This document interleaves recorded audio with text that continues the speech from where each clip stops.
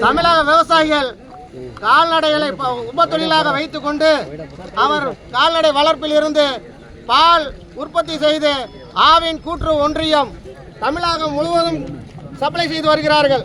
ஆகவே தமிழக விவசாயிகளுக்கு பால் கொள்முதல் விலை தமிழ்நாடு அரசு கொடுத்த விலையிலிருந்து கட்டுப்படியான விலை இல்லை. இந்த விலையிலிருந்து கூடுதலாக 15 ரூபாய் லிட்டருக்கு எருமைப்பால் பசும்பால் என்று இரண்டிற்கும் லிட்டர் ஒன்றுக்கு 15 ரூபாய் உயர்த்தி வழங்க வேண்டும் என்று இன்றைக்கு முதல் கட்டமாக சேலம் கூட்டுறவு ஆவின் ஒன்றியம் முன்பு இன்னைக்கு மிகப்பெரிய ஆர்ப்பாட்டம் நடத்தி கொண்டிருக்கின்றோம். ஆகவே தமிழக அரசு உடனடியாக தமிழக விவசாயிகளுடைய கோரிக்கை ஏற்று உடனடியாக லிட்டர் ஒன்று கொள்முதல் விலை 15 ரூபாய் உயர்த்தி வழங்க வேண்டும். அப்படி தமிழ்நாடு அரசு கொள்முதல் விலையை உடனடியாக உயர்த்தி அறிவிக்காவிட்டால் வருகின்ற 22/10/2025 அன்று தமிழகம் முழுவதும் பால் உற்பத்தியாளர்கள் அனைவரும் கூட்டுறவு ஒன்றியங்களுக்கு பால் சப்ளை இல்லாமல் நிறுத்தி தனியார் நிறுவனத்தையும் நிறுத்தி மிகப்பெரிய போராட்டத்தை நடத்தி தமிழகத்திற்கு பால் தட்டுப்பாட்டை உருவாக்கும் என்று உழவர் பெருந்தலைவர் நாராயணசாமி நாயுடுவின் தமிழக விவசாயிகள் சங்கம் சார்பாக இன்றைக்கு மிகப்பெரிய அறிவிப்பை வெளியிட்டுள்ளோம்.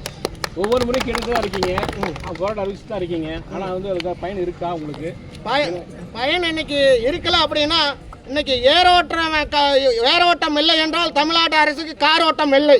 அப்படி விவசாயிகளுடைய கோரிக்கை ஏற்று உடனடியாக மதித்து அறிவிக்காவிட்டால், கட்டுப்படியான விலை அறிவிக்காவிட்டால் அவருக்கு காரோட்டம் வரும் காலங்களில் காரோட்டம் இருக்காது என்பதை உழவர் பெருந்தலைவர் நாராயணசாமி நாயுடு காலத்தில் போல நாங்கள் இன்றைக்கு தமிழக அரசுக்கு அறிவுறுத்துகிறோம். வருங்காலம் என்ன சொல்றீங்க? எலெக்ஷன் பற்றி மையப்படுத்தி சொல்றீங்களா? என்ன சொல்றீங்க? ஆமாம், 2026 விவசாயிகளின் கோரிக்கையை ஏற்று நாங்கள் வைக்கிற கோரிக்கை நிறைவேற்றுறோம் அப்படின்னு சொல்லியிருந்தாங்க. அப்படி சொல்லி தான் ஆட்சிக்கு வந்தாங்க. 525 வாக்குறுதியை பொறுத்த அளவிற்கு விவசாயிகளுக்கு தனி நிதிநிலை அறிக்கை நாங்கள் தயார் செய்வோம். விவசாயிகளுக்கு நாங்கள் மேலும் வாழ்வாதாரத்தை உயர்த்துவோம்.